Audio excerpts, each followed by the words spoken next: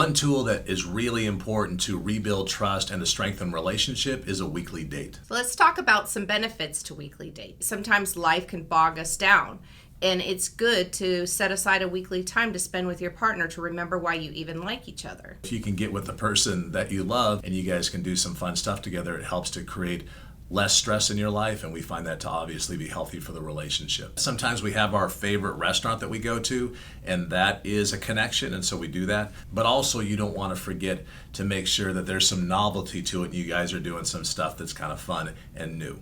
One thing that is key to a weekly date is something called a ritual of connection. So what you're establishing is a weekly ritual of connection with this person that you love, and that builds and strengthens your relationship. So who plans the dates?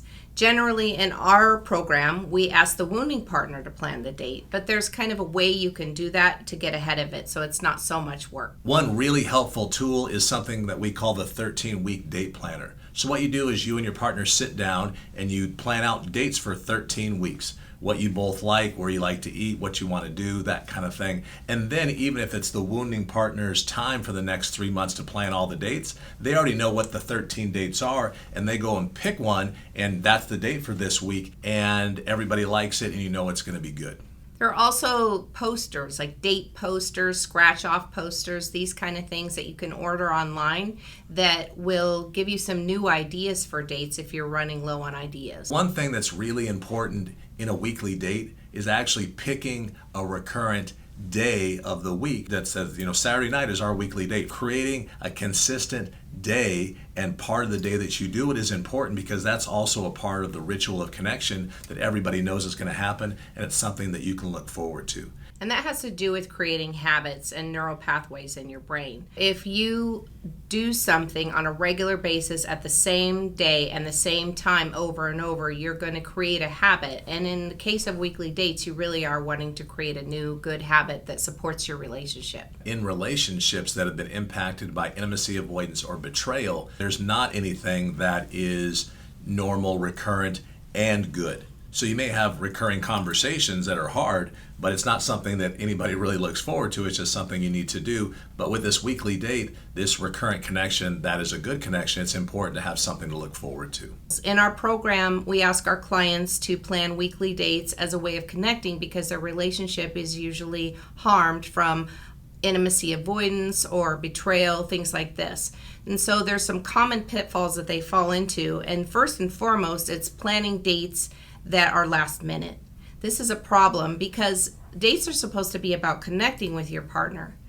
If you plan them last minute, not only are you not really connecting, but you risk actually offending your partner by telling them that you're not really putting it as a priority in your life. So if you have to run to Costco, that's great. You grab a hot dog, that's okay, but that's not a date. That's you doing errands. So the big part of a date is setting aside 2 to 3 hours that you are purposely spending with this person. Another dating pitfall is to plan things that your partner doesn't like because you want to do them. Don't do this. If your partner really doesn't like something, pick something else. One of the things that a lot of folks do is something we call micro-rejections. Micro-rejections is checking your phone when you're supposed to be connected to somebody, as an example. So they've done research that shows that when someone looks at their cell phone, everybody, regardless of what country you live in and what gender you are or how old you are, feels like that is something that you're doing that's rejecting towards them. The last thing you want to do is to do that on your date. Think about the last time you were trying to talk to someone and they checked their watch or they looked at their phone and they weren't really paying attention to what you had to say. How did you feel? Well, that's how your partner's going to feel if you do that. Just remember that you're in a relationship where the other person feels like you rejected them, feels like you don't care about them. Maybe you even chose somebody else besides them, or you just chose yourself over them. Being focused and being there with them and being present is a big deal.